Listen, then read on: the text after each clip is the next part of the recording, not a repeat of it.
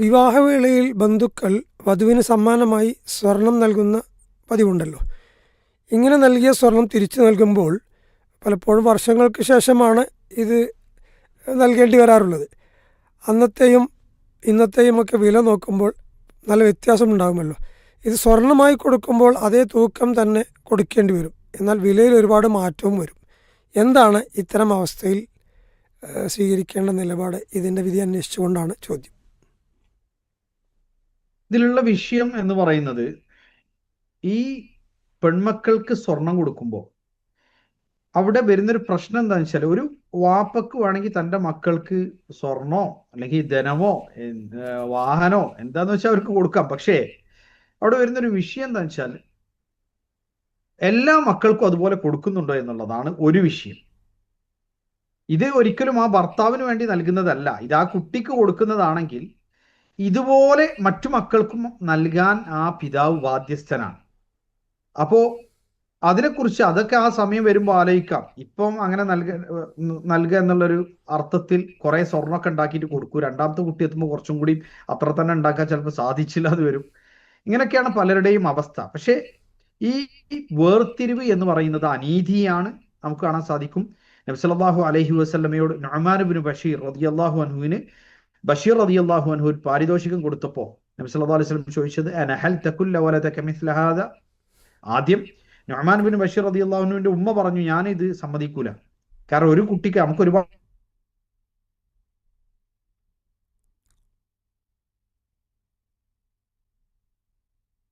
അൻഹുവിന്റെ പിതാവ് ബഷീർ റളിയല്ലാഹു അൻഹു നബി സല്ലല്ലാഹു അലൈഹി വസല്ലമയുടെ അരികിലെത്തി ഈ കാര്യത്തെക്കുറിച്ച് അന്വേഷിക്കുന്നത്. അപ്പൊ നബി സല്ലല്ലാഹു അലൈഹി വസല്ലം ചോദിച്ചത്, അനഹൽത കുല്ല വലദക മിസ്ല ഹാദ, എല്ലാ മക്കൾക്കും ഇതുപോലെ കൊടുത്തിട്ടുണ്ടോ? പറഞ്ഞു, ഇല്ല, നുഅ്മാന് മാത്രമേ കൊടുത്തിട്ടുള്ളൂ. നബി സല്ലല്ലാഹു അലൈഹി വസല്ലം പറഞ്ഞു, അഷ്ഹിദ് അലാ ഹാദാ ഗൈരി ഫവല്ലാഹി ലാ അഷ്ഹദു അലാ ജൗർ ഇത്തഖുല്ലാഹ് വഅദിലു ബൈന ഔലാദിക്കും. ഇതിന് വേറെ വല്ല ആളുകളെയും സാക്ഷി പറയാൻ കിട്ടുമോ എന്ന് നീ നോക്കുക. ഞാൻ അനീതിക്ക് കൂട്ടു നിൽക്കുന്നവനല്ല, സാക്ഷി നിൽക്കുന്നവനല്ല. നിങ്ങൾ അള്ളാഹുവിനെ സൂക്ഷിക്കുകയും മക്കൾക്കിടയിൽ നീതി പുലർത്തുകയും ചെയ്യുക എന്നാണ്. അപ്പം ഇതാണ് അവിടെ വരുന്നൊരു പ്രശ്നം. അപ്പം അങ്ങനെ ഒരാൾക്ക് പിന്നെ സാധാരണ നിലക്ക് ഇപ്പോൾ പെൺകുട്ടിയാണെങ്കിൽ അവർക്ക് ഒരു കാതിലണിയുന്നത് അല്ലെങ്കിൽ കഴുത്തിലണിയുന്നത് നോർമലി ഒരു പെൺകുട്ടി ആയതുകൊണ്ട് അവർ അണിയുന്ന ഒരു സാധാരണ ആഭരണങ്ങൾ, സാധാരണ ഒരു പെൺകുട്ടി അണിയുന്ന ആഭരണങ്ങൾ, അതിപ്പോൾ ആൺകുട്ടിക്ക് ഉണ്ടാക്കി കൊടുക്കൂല. കാരണം പെൺകുട്ടിയാണെങ്കിൽ വാപ്പ ഉണ്ടാക്കി കൊടുക്കുമായിരുന്നു. അപ്പൊ അത് അനീതിയല്ല, മറിച്ച് അതിലുപരിയായി അവർക്ക് മറ്റു സ്വർണങ്ങളും അതും ഇതൊക്കെ പാരിതോഷികങ്ങളായി വിവാഹവുമായി ബന്ധപ്പെട്ട് നൽകുമ്പോൾ മറ്റു കുട്ടികൾക്ക് കൂടി നൽകാൻ അയാൾ ബാധ്യസ്ഥനായിരിക്കും. അപ്പൊ അങ്ങനെ നൽകാൻ സാധിക്കാതെ വന്നാൽ ഈ കുട്ടി അത് തിരിച്ചു കൊടുക്കേണ്ടി വരും. അപ്പൊ അവിടെ തിരിച്ചു കൊടുക്കുമ്പോൾ സ്വർണ്ണമായിട്ട് കിട്ടിയിട്ടുണ്ടെങ്കിൽ സ്വർണ്ണമായിട്ട് തന്നെ തിരിച്ചു കൊടുക്കേണ്ടി വരും. വിലയിൽ വ്യത്യാസം വരും, എന്താ ചെയ്യുക, തിരിച്ചു കൊടുക്കണം. പിന്നെ നമ്മുടെ നാട്ടിൽ ഒരു പ്രശ്നം കൂടി ഉണ്ട്. ആ പ്രശ്നമാണ് ഇത് ചോദിച്ചു വാങ്ങുന്ന സ്ത്രീധനം എന്ന് പറയുന്ന ഒരു പ്രശ്നം.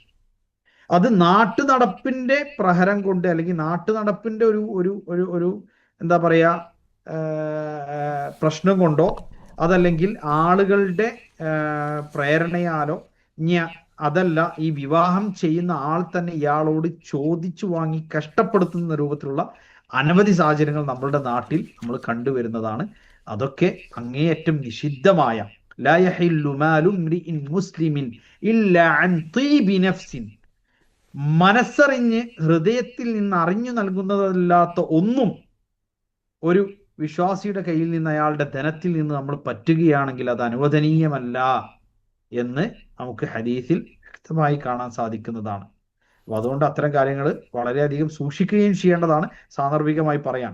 അപ്പൊ പലപ്പോഴും ഇങ്ങനെ പാരിതോഷികമൊക്കെ ഒരു നൽകപ്പെട്ടാൽ, ഇപ്പം ചിലപ്പോൾ അത് ലഭിച്ച കുട്ടിക്ക് അറിയായിരിക്കാം, വാപ്പ ഞങ്ങൾ ഒരുപാട് മക്കളുണ്ട് പക്ഷെ എല്ലാവർക്കും ഇങ്ങനെ കൊടുക്കാൻ വാപ്പക്ക് കഴിയില്ല, അപ്പൊ അതുകൊണ്ട് ഞാൻ ഇത് വാപ്പക്ക് തന്നെ തിരിച്ചു കൊടുക്കാം എന്ന് മനസ്സിലാക്കി തിരിച്ചു കൊടുക്കുകയാണെങ്കിൽ വളരെ ഹൈറാണത്. അത് പിന്നീട് ബുദ്ധിമുട്ടാവുന്നുണ്ടെങ്കിൽ അത് കിട്ടുന്ന സമയത്ത് തന്നെ തിരിച്ചു കൊടുക്കാം. അപ്പൊ അത് പിന്നെ നമ്മൾ പിന്നീടാണ് നൽകുന്നത് എങ്കിൽ അത് ലഭിച്ച സ്വർണം ആ രൂപത്തിൽ തന്നെ നൽകേണ്ടി വരും. അല്ലെങ്കിൽ ഈ വാപ്പ എല്ലാവർക്കും അതുപോലെ കൊടുക്കാൻ കഴിവുള്ള ആളായിരിക്കണം. വല്ലാഹു തആല അഅലം. ഇതിൽ ഒരു കാര്യം കൂടി സൂചിപ്പിക്കുന്നുണ്ട്. വിവാഹവേളയിൽ ബന്ധുക്കൾ വധുവിന് സമ്മാനമായി നൽകുന്ന എന്നൊരു പ്രയോഗം കാണുന്നു. ഒരുപക്ഷെ ഇവിടെ കുടുംബത്തിലെ മറ്റംഗങ്ങൾ നൽകുന്നതായിരിക്കുമോ? അതും ഒന്നുകൂടി. ഉണ്ടാകാം. അങ്ങനെ ഇപ്പൊ വിവാഹ സമയത്ത് പലപ്പോഴും ഇപ്പോ പ്രത്യേകിച്ചും നമുക്ക് ഇപ്പൊ വിവാഹിതരാകുന്ന ആളുകൾ അവർ ചിലപ്പം ജോലിയുള്ളവരാവാം, ചിലപ്പോൾ ജോലി ഇല്ലാത്തവരാവാം. അതൊക്കെ മുന്നിൽ കണ്ടുകൊണ്ട് അറിഞ്ഞുകൊണ്ട് ഒരു സപ്പോർട്ട് എന്നുള്ള അർത്ഥത്തിൽ കുടുംബത്തിൽ നിന്നും മറ്റൊക്കെ പലരും അങ്ങനെ പാരിതോഷികങ്ങൾ നൽകാറുണ്ട്, സമ്മാനങ്ങൾ നൽകാറുണ്ട്. അതിൽ കുഴപ്പമില്ല. അതൊക്കെ തിരിച്ചു കൊടുക്കണം എന്നില്ലല്ലോ. അത് അവർക്ക് നൽകുന്ന ഹദിയയല്ലേ. അത് പിന്നെ തിരിച്ചു കൊടുക്കണം എന്നുള്ള സാഹചര്യം വരുന്നില്ലല്ലോ. തിരിച്ചു കൊടുക്കണം എന്നുള്ള സാഹചര്യം വരുന്നത് ഒന്നുകിൽ ചോദിച്ചു വാങ്ങിയതായിരിക്കണം, അല്ലെങ്കിൽ എല്ലാ മക്കൾക്കും ഒരുപോലെ നൽകേണ്ട ഒരു പിതാവ് ഒരാൾക്ക് മാത്രമായിട്ട് ചില പ്രത്യേക കാരണങ്ങളാലോ മറ്റോ ഒരാൾക്ക് മാത്രമായിട്ട് ഒരു അനീതി കാണിച്ചുകൊണ്ട് നൽകിയതായിരിക്കണം. അല്ലാതെയാണെങ്കിൽ അവർക്ക് തിരിച്ചു നൽകേണ്ട സാഹചര്യം വരുന്നില്ലല്ലോ. ഓക്കെ. അല്ലാഹു ആലം.